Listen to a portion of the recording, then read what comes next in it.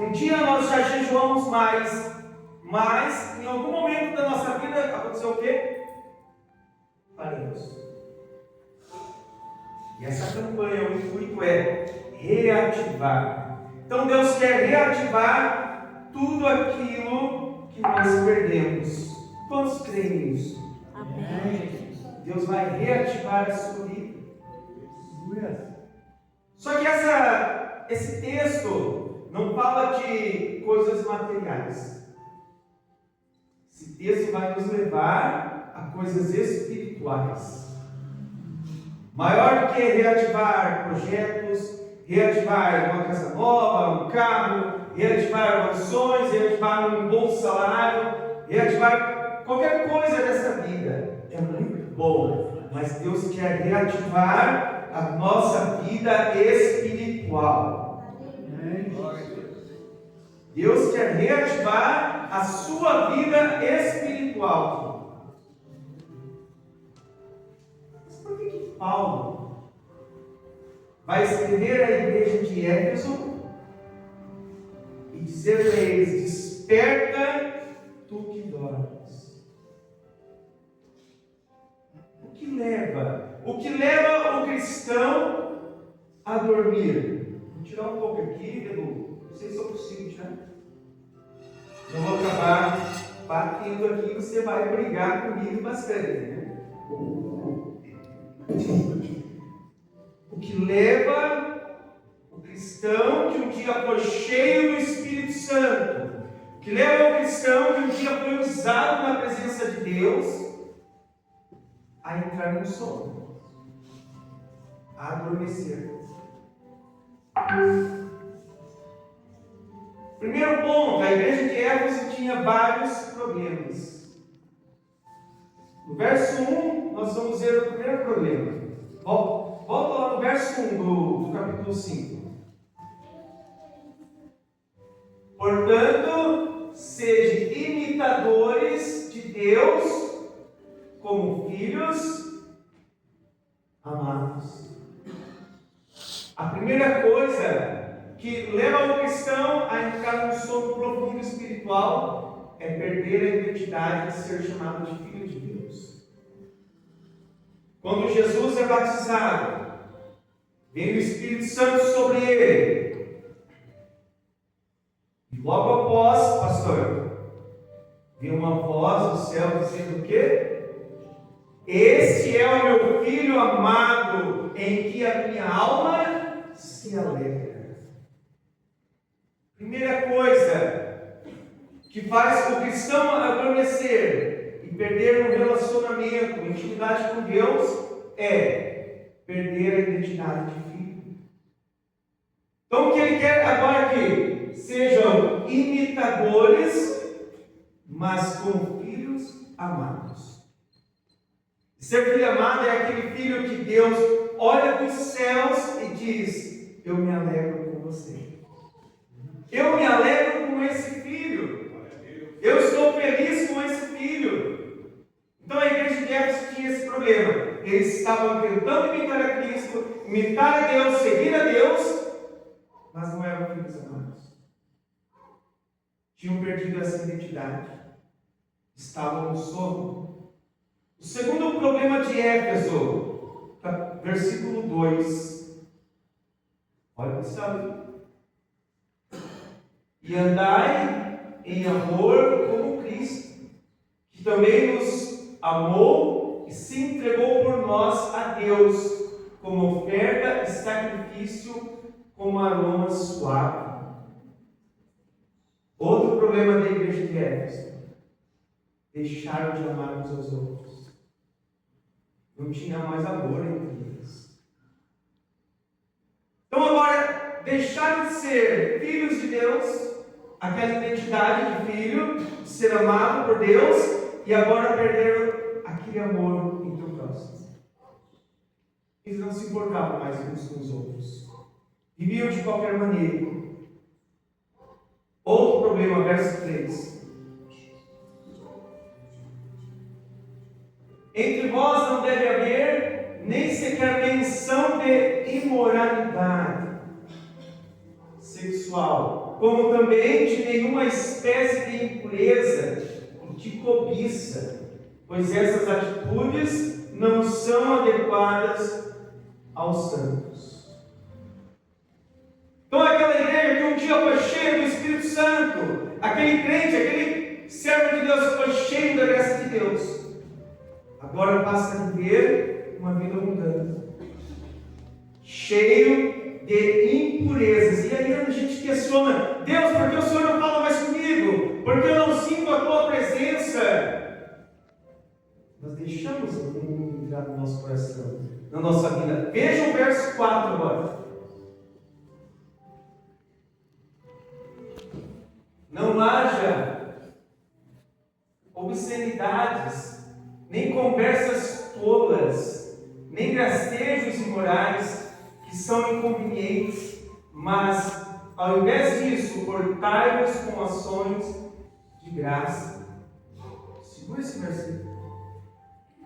Outro problema que leva o cristão a adormecer espiritualmente: as conversas inúteis. Essas conversas que o mundo tem, ele fala gracejos, e em algumas traduções vem piadas. Cristão com piadinhas, com brincadeiras que não edificam a nada. Isso leva o cristão a adormecer e perder a presença de Deus.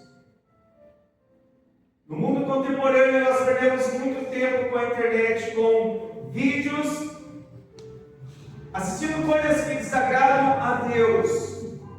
E aí nós questionamos dentro de nós: Deus, por que eu não ouço a tua voz? O mundo entrou no nosso coração. E olha o que ele diz ali, ó: que a vida de vocês não seja com piadas, com brincadeiras, com conversas indecentes, mas seja sempre com ações de graça. Ou seja, ao invés de ficar falando bobagem, falar um monte de coisa que não serve para nada, comece a agradecer a Deus pelo que você tem, pela vida que Ele te deu. Comece a conversar coisas boas. Comece a olhar ao seu redor e ver que Deus te deu muito mais coisas excelentes, perfeitas. E a gente perde tanto tempo com brincadeiras que não levam a nada. É isso que Paulo está querendo dizer à igreja de Éfeso.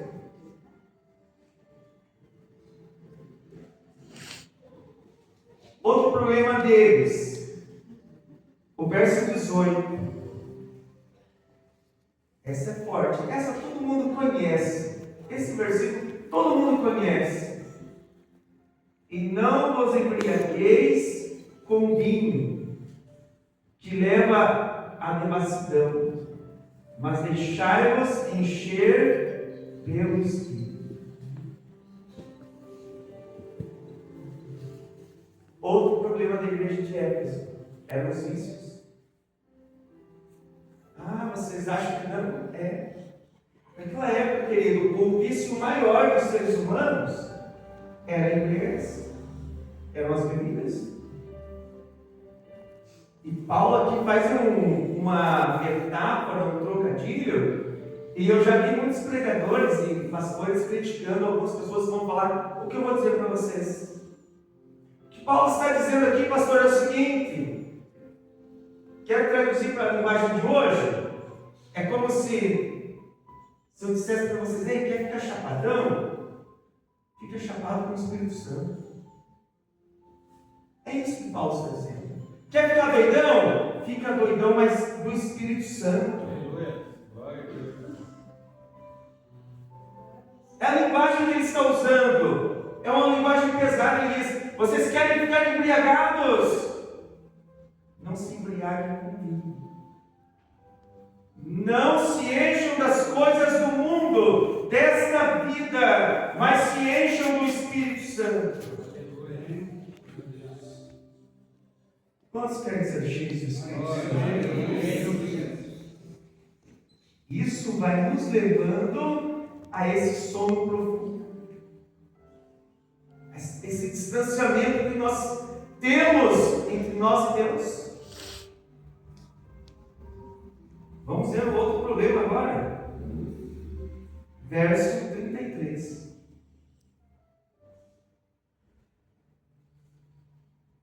Portanto, se vocês lerem antes, ele vai fazer uma relação, tá? Peguei um resumo do que ele fala. Portanto, cada um de vós amai a sua esposa como a si mesmo. E a esposa trate o marido com todo o respeito. Qual era o outro problema na igreja de Éfeso? Os casais não viviam bem. Eles não tinham um bom relacionamento. E na Bíblia, se vocês prestarem atenção, em toda a Bíblia, pastor, em toda a Bíblia, Deus vai dizer para o homem: ame a sua esposa. Por que isso? Porque nós, de acordo com vários estudos já feitos, porque nós, homens, nós trabalhamos muito. Nós nos dedicamos muito para cuidar do nosso lar, na vida, na parte financeira. Nós somos aqueles que não deixam faltar nada em casa. A gente geralmente cuida do lar, de tudo, da parte estrutural, da parte física. Só que nós, homens, temos a dificuldade de lidar com o sentimental. Nós somos racionais. Isso é natural. Nós seremos sempre assim. Não vamos mudar. É por isso que a Bíblia inteira, se vocês observarem, quando Deus fala com o homem ame a sua esposa. Lá em Malaquias, respeite a sua esposa e ame a sua esposa, aquela que você casou lá na infância, lá na sua adolescência. Porque nós temos dificuldade de amar. É forte, mas é verdadeiro. O homem tem dificuldade de amar. É uma luta amar todos os dias. Não é um amar só simplesmente de gostar, de ficar perto, mas tem aquele amor de cuidar. Aquele amor de entender o sentimental. De observar a mulher na parte sentimental dela. Nós temos essa dificuldade. Em contrapartida, o que Deus fala para a mulher? Em toda a Bíblia, Deus vai dizer: mulheres, obedeçam, respeitem. O que está escrito ali? Essa tradução? E a esposa trate o marido com todo o respeito. Porque qual que é a dificuldade da mulher? A mulher não tem dificuldade de amar. A mulher ama e se entrega, se derrama e chora. E se mulher ama de todo o coração. Mas a mulher tem dificuldade do quê? De obedecer. De obedecer. Sim ou não? Não. Fala Deus, né, ovelha? Obedecer, fala assim, ó. Deixa essa folha aqui. No outro dia, onde está essa folha? Onde está essa folha? Colocou no lugar errado. No outro dia, essa folha nem está mais aqui. Queridos, esse é o trabalhar de Deus. Então Deus fala: marido, ame a sua esposa. Nós vamos lutar todos os dias. Vai ter esse sentimento de amor, de cuidado. E a mulher, respeite o seu marido. Porque elas são teimosas. Bem teimosas. Ainda bem que a minha esposa não vai parar. Respeite a esposa. Então havia um problema, uma dificuldade de relacionamento. Agora me diga uma coisa: reativar a oração. Como uma pessoa ora se ela não é amada de Deus?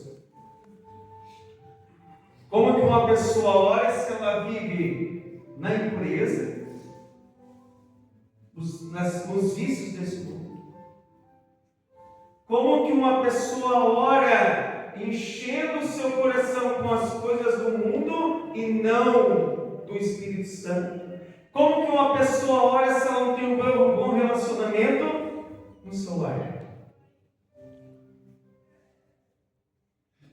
E aí Paulo escreve: desperta, você que dorme. Desperta, você que dorme. Cristo vai resplandecer na sua vida. Cristo vai ativar a tua vida espiritual e você retornará. Você voltará a ser aquela pessoa que um dia você já foi antes. Desperta tu que dormes. Só que nessa caminhada, é difícil permanecer acordado o tempo todo. Lembra de Jesus no Getsemane? Chama os discípulos: olhem aqui comigo. Ele se afasta um pouquinho. E o que acontece quando ele volta? Os discípulos dormindo. É natural do ser humano. É natural do ser humano. Jesus conta uma parábola. E nós vamos entender o porquê que o ser humano dorme. Mateus capítulo 25, a partir do verso 1. Jesus conta uma parábola. Até que hora que tem que ir? Às 9? Meia-noite? 50? É que hora? 9, né? Beleza. Ixi, então dá tempo. Vou ver todos os versículos aqui. Amém, Márcia? Aguenta aí. Vocês estão com frio? Não? Está com frio? Eu também estou um pouco. Está com frio aí? Vamos lá. Ó, segura firme então. Aguenta firme para terminar. Portanto, o reino dos céus será semelhante a 10 virgens que pegaram suas candeias e saíram para encontrar-se com o noivo. 5 delas eram sábias. Quanto? 5 eram sábias. Mas outras 5, quantos eram? 5 eram inconsequentes, eram loucas. Preste atenção. As que eram inconsequentes, ao pegarem suas candeias, não levaram o quê? Óleo. Na Bíblia, preste atenção. Na Bíblia, toda vez que falar óleo, simboliza o Espírito Santo, a unção, a presença de Deus. Então, elas não levaram óleo de reserva consigo. Entretanto, as prudentes levaram óleo em vasilhas, junto com suas candeias. 5 levaram óleo, 5 não levaram. Temos 10 pessoas. 5 levaram, 5 não. Presta atenção no próximo versículo. O noivo demorou o quê? A chegar. O noivo demorou. E todas o quê? Foram só as 5 loucas? A Bíblia diz, o texto diz que todas ficaram com sono e adormeceram.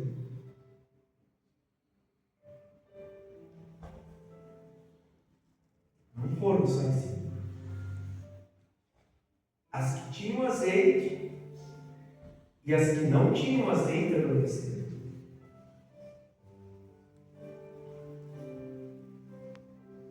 Na época de Jesus, querido, não era como hoje. Hoje, a figura central, a figura principal de um casamento é quem? Quem? a noiva, tá? A noiva é a principal. Vejam que no casamento o noivo entra, ninguém dá bola. Coitado, ele entra, às vezes ninguém vê, já está lá na frente. Quando a noiva entra, acontece o quê? Mal entra, já todo mundo em pé. A figura central hoje é a noiva. Mas naquela época, a figura central de um casamento era o noivo. O noivo era a pessoa mais esperada. E essas virgens que diz aí o texto, eram como fossem as daminhas de honra hoje em dia, talvez os padrinhos, pessoas que ficavam aguardando o noivo. Havia 10 pessoas aguardando o noivo. 5 tinham óleo. Quantos tem óleo aqui? 5 não tinham óleo. Só que o texto diz que as 10, todas, adormeceram. Nesta vida aqui,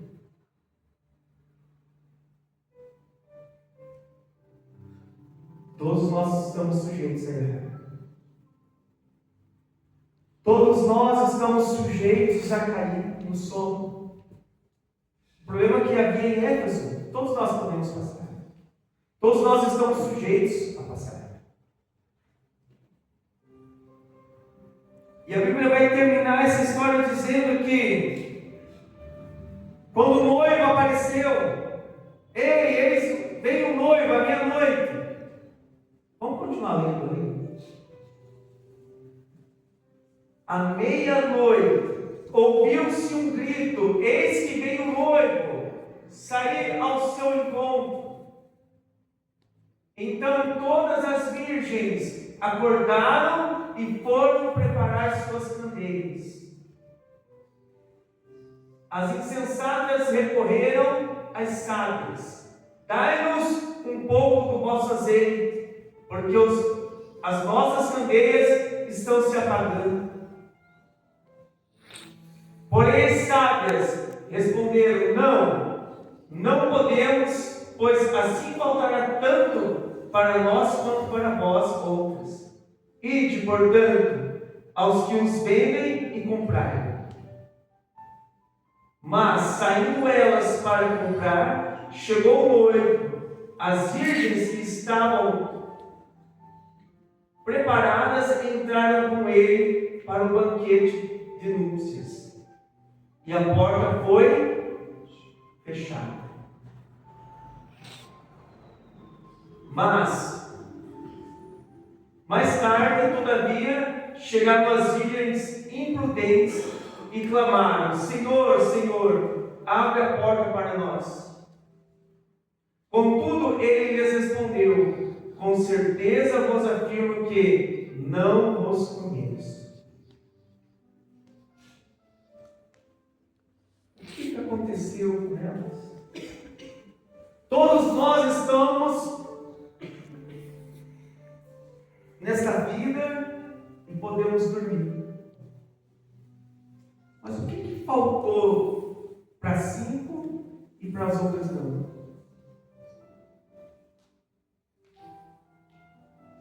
Faltou o azeite. E o azeite simboliza o Espírito Santo. Eu digo a você, você pode adormecer. Você pode errar, você pode falhar, você pode cair. Mas não deixe o Espírito Santo sair da sua vida. A Bíblia diz: não entristeçam o Espírito de Deus. Jesus foi um pouco mais além. Vocês podem pecar contra o Pai, contra o Filho, mas não blasfemem contra o Espírito Santo, porque contra ele não há perdão. E o que é blasfêmia contra o Espírito Santo? É rejeitar o amor que Deus tem para a sua vida. Há pessoas que adormecem. E agora é forte. Ao invés de buscar, elas poderiam pastor, eu acredito que elas poderiam ter ficado ali junto com as outras 5. E quando o noivo aparecesse, elas pedissem perdão, explicassem a situação. Mas não, elas foram buscar óleo. Vocês acham que à meia-noite, era meia-noite, vocês acham que ia ter alguma venda perto para vender óleo? Elas foram buscar solução para o problema espiritual delas em um lugar que não era mais. Se você errou até aqui, se você esfriou na fé, se você foi um dia ativado, mas perdeu essa chama, não sai da posição que Deus te colocou.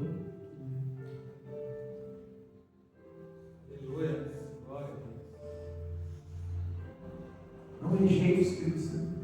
Não busque no mundo aquilo que você só pode ter na casa do Pai. Lembra daquele jovem? Aquele jovem, o filho pródigo? Ele saiu da casa do seu pai e olhava ao seu redor e olhava os porcos comerem. E dizia, e tinha vontade de comer, mas ninguém dava. E ele disse: quantos trabalhadores lá na casa do meu pai têm uma vida bem melhor que mim. É tempo de restauração. É tempo de reativar a fé, a oração e a comunhão em Deus. Quantos creem nisso? Eu quero que você fique em pé agora.